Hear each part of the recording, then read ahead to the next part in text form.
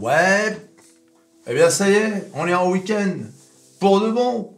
Puisque comme vous le savez, aujourd'hui c'est le Black Friday. Hier c'était Thanksgiving, tu vois. Donc le vendredi c'est Black Friday. Et aujourd'hui, le marché américain a clôturé à 13h, heure de New York. Et bien sûr, ici 19h. Alors on va regarder tout de suite les analyses. Bien évidemment, regardez. S&P 500. Bon, comme vous pouvez le voir, hein, il ne s'est rien passé. Ça fait 2 jours. Hein. S&P 500, 4559, plus 0,06. Enfin bon, inutile de le... Dow Jones, quand même, 0,33, 35, 390, les gars. Petit à petit, hein, vers les 36 peut-être, ouais, avant Noël, et que tout est possible. Tout est possible à la bourse. Et bien évidemment, la drama queen, toujours à faire des jets, moins 0,11. Elle pouvait pas nous faire un petit cadeau, tu sais, pour Thanksgiving, là, pour le Black Friday. Ah non, c'est plus fort qu'elle, tu sais.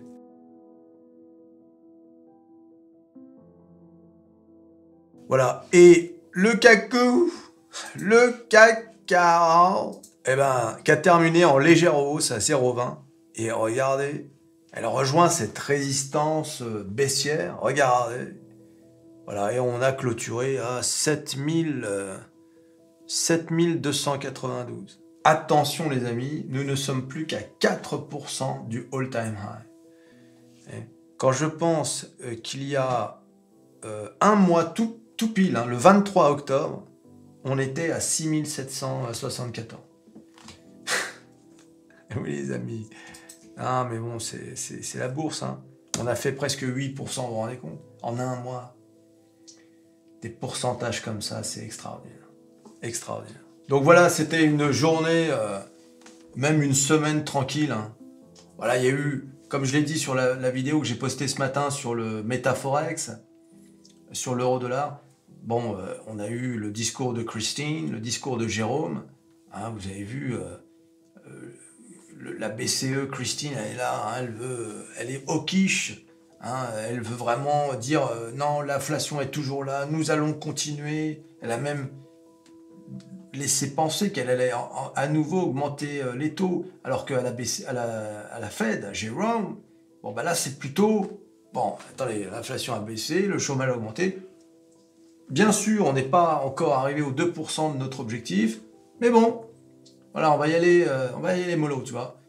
Attention, hein, on n'est pas au pivot là. Hein. Mais bon, t'as compris, c'est pas le même discours. D'un côté, t'as du hawkish, de l'autre, t'as du plutôt on attend de voir ce qui se passe. Et alors, concernant le Black Friday, j'ai posté un article sur le meilleur site de bourse des finances. J'ai nommé bien sûr métamorphose47.com. Regardez. Le concept traditionnel du Black Friday comme une seule journée de shopping est une relique du passé. Ouais, complètement. Je sais pas si t'as remarqué, mais désormais, le Black Friday, c'est pas le Black Friday. C'est quasiment tout le mois de novembre.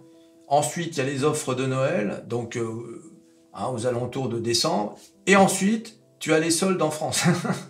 Voilà, donc on est en fait constamment... Regarde bien sur Amazon. Je sais pas si tu achètes des trucs sur Amazon. Moi, ça m'arrive assez fréquemment. Combien de fois tu achètes un truc? Tu l'achètes en solde, par exemple, pendant une opération. Les Prime Days, le Black Friday... Et tu te dis, ouais, j'ai fait une affaire super.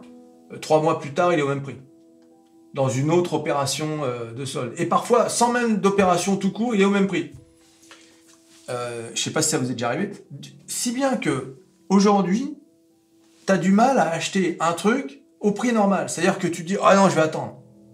Alors, sauf si vraiment tu as besoin de ce truc à tout prix, c'est difficile aujourd'hui d'acheter quoi que ce soit qui soit pas dans un tarif baissé, quoi. Ce qui veut dire que, on le sait déjà, hein, ça veut dire que toute l'année, les prix que tu vois dans les magasins non soldés, hein, voilà, on va pas dire que c'est de l'arnaque, mais bon, hein, c'est gonflé, largement gonflé. Les vrais prix, en fait, ce sont les prix soldés. Voilà. Ça veut dire qu'avec les prix soldés, ils continuent de faire de la marge, ils continuent de faire de l'oseille, et toi, tu fais Tu fais pas une affaire, tu as juste acheté le truc, et encore, quand je dis au juste prix... Mais bon, il faut bien que les entreprises fassent de la marge quand même. Hein. Qui mieux que nous sur Métamorphose 47 peut comprendre ça? Hein, personne. Hein. Alors donc, voilà.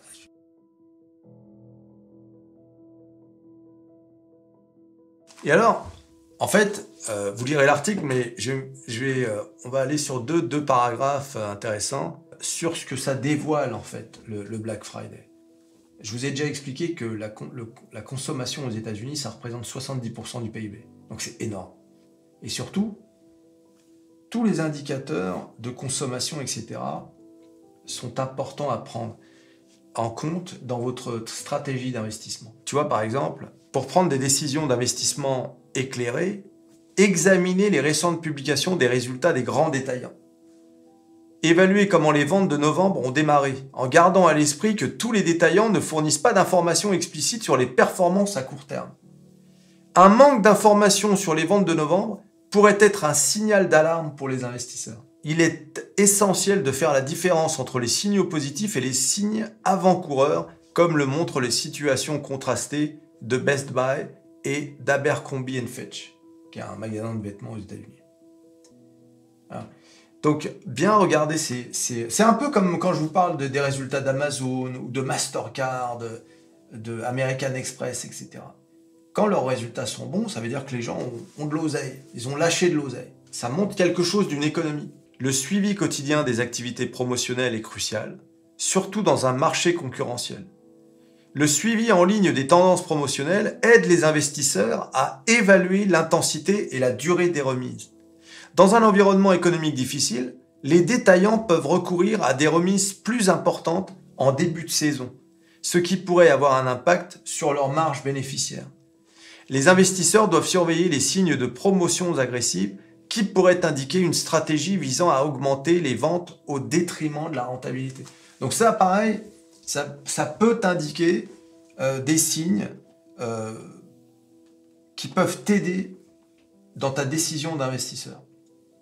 Parce que quand tu décides d'investir dans une entreprise, tu dois quand même regarder, il y a deux choses à regarder, les fondamentaux. Il faut regarder également l'aspect technique de la courbe, parce qu'on sait que de plus en plus, l'aspect technique avec les algorithmes, les machins, ça a du poids. La hype, moi je considère que désormais la hype a plus d'importance que tous les autres signaux. Mais tu dois également regarder les trucs un peu cachés, tu vois, les stratégies des managements. Pourquoi ils ont fait ça à tel moment, etc. C'est ça qui est important. Tiens, par exemple, je te donne un exemple pour Tesla. Pourquoi j'ai investi dans Tesla? C'est même pas pour... Ça, enfin, bien sûr pour les voitures, mais pas seulement. Regarde comment Elon Musk, quand il a vu qu'il se faisait dépasser par ChatGPT, tout de suite, il s'est mis à dire « Ouais, il faut faire attention, il faut absolument faire un comité pour interdire ChatGPT. » Tu te souviens de ça? Tu penses bien qu'il ne l'a pas fait parce qu'il pense une seconde de cela, parce qu'il était en retard. Donc tu peux te dire « Ah, Tesla est en retard sur l'IA, donc il va certainement, il essaie de gagner du temps pour rattraper ses concurrents. Donc tu te dis, il investit lourdement là-dedans. Eh bien, quelques mois, il y a quelques semaines, il a sorti son nouvelle IA. Je ne sais plus comment ça s'appelle, Gore, je n'ai pas encore fait de vidéo là-dessus, mais tu vois. Donc ce sont des petits signes comme ça qu'il faut regarder à droite à gauche. Bah, ça ne doit pas non plus t'indiquer ta stratégie d'investissement pour toujours. Mais bon, c'est un bon indicateur quand même. Alors je ne sais pas si vous avez vu un peu cette atmosphère qui commence à se ressentir de Noël, de machin. Ça y est, ça commence à venir petit à petit. Et une année qui bientôt s'achève. Ouais, c'est beau ce que je dis. Voilà.